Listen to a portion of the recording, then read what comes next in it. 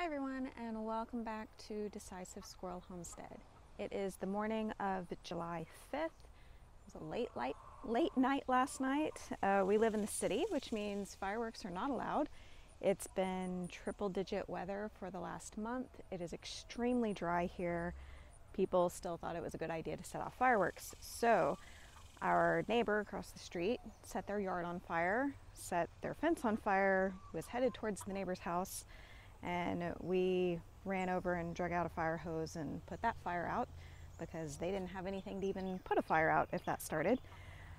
And then for the rest of the evening, we sat up and called the police on people setting off fireworks and watched for fires. So no more excitement after that, but it was a long night. I am out in the garden this morning and looking at all of the things that need to be done. There is a lot of work that needs to happen out here. It just hasn't been done because it's been so hot that we can't be out here for all that long before we have to go in and just get some AC and some water. But it's just not going to cool off. We've had August weather since the beginning of June, and now we're getting into July, and then it's going to be August, and it's just going to be this hot all summer. So I've been busy with work, but I've got a little bit of a break, and I'm out here this morning, and I'm going to get done what I can get done. There's a really long list. I need to clear out some of this purple hull pea bed that's behind me. It's a little overgrown. Some of those plants need to come out. We have some volunteer tomatoes that came up that we didn't plant that I need to make a little bit of space for and put tomato cages around because I think they'll be good for fall tomatoes. So I just want to encourage those that came up on their own. Our volunteer watermelon that came up that we didn't plant has a really nice looking watermelon. Let's see if we can find it. It's down on the end of this row that we're really looking forward to. But then yesterday we also found a second watermelon, so that's kind of fun. Watermelons are always a little hit and miss with us, but this year, by not trying at all, we got this big, huge watermelon. And then there's one that's in the middle of the purple hull peas, but there are a lot of wasps in there right now, so I'm not just gonna blindly reach my hand in there. Most of the wasps that I've seen here are actually not like the aggressive, they're like paper wasps and dirt daubers and things like that, that I've actually seen coming after bugs that I don't want eating my plants. So that's been okay, but I don't want to get stung, and if I accidentally grab one, they're definitely gonna fight back. Some of the pepper plants are looking like they need to come out. Some of them are still doing fine. I need to thin some fruit around here.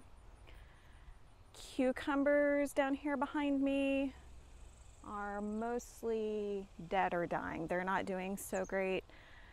Cucumbers were not so great this year, I think because of the heat. We got some that were just too bitter to eat.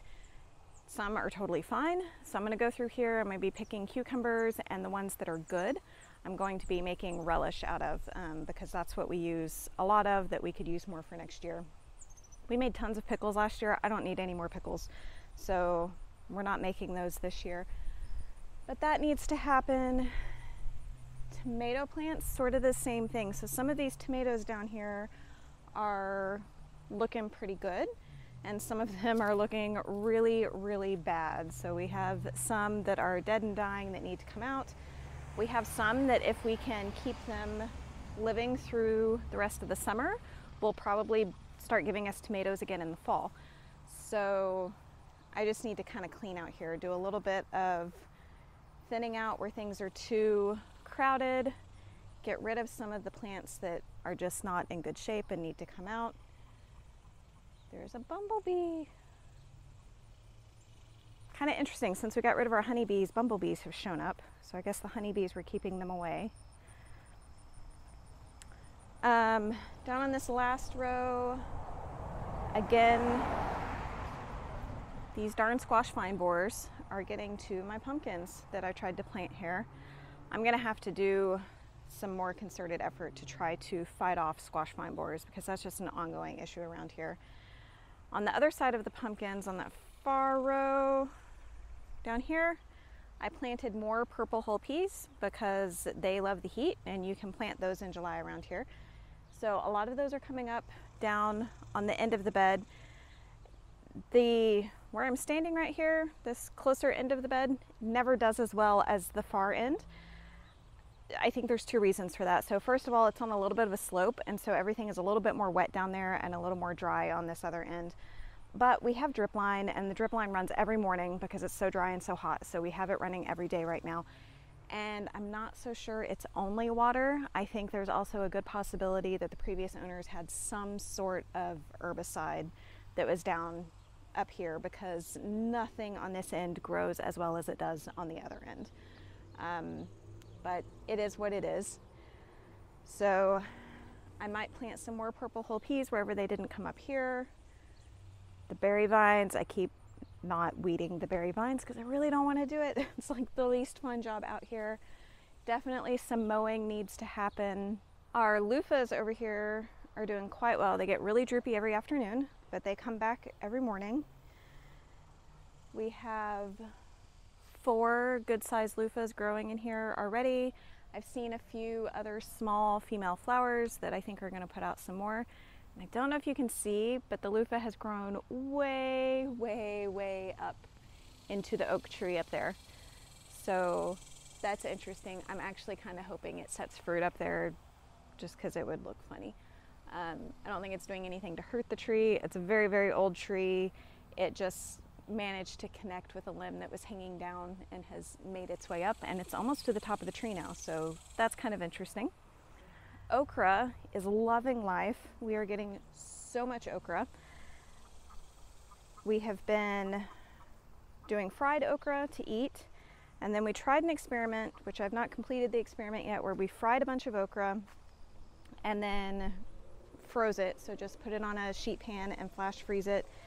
And then my idea is to cook that in the air fryer when we're ready to eat it. And I'm hoping that will work, because that would be the best way for us to do okra, so that when we fry it, we fry a whole bunch all at once and we're not wasting a bunch of oil, but then we have fried okra that's ready to go. I know the typical thing is to just bread it and freeze it that way and then fry it when you're ready to eat it, but then I would have to be frying it every time I want to eat it, and that's the part that I don't want to do, because it uses oil and it makes the kitchen hot and it's a mess. So I would like to fry a whole bunch all at once and then just be done with that. But these okra plants are like trees. I mean, these stems down here are huge. Like, they're just giant, and they are producing so much okra. They are loving the heat. They're doing great. So I have a lot of work to do out here. There's no way I'm going to do it all today before it gets too hot, but we're just going to start somewhere and get done what we get done, and do more this evening and more tomorrow morning, and just keep on keeping on. It is also time to start planning for a fall garden, and with everything going on in the world, we want to expand and grow more than we have been growing. So we've been talking about the best way to do that, where we're going to do that, what we're going to plant, when it needs to be planted. But we are very, very quickly getting into the time of year where we need to be planting our fall stuff, or starting seed for fall stuff. Not a typical fall garden. So here we have kind of this dead spot in the summer, but we can grow crops in the spring and again like early fall, because our first frost date is so late. So like we can do a whole nother summer garden basically in the fall. So we can plant another round of tomatoes and things like that. So that kind of fall garden, and then the real like fall winter garden. So we really grow like cabbages and broccoli and things like that over the winter. So all of that needs planning so that we get things in the ground at the right time and we have space for things that are coming in the future. So lots of work to do, and let's get started.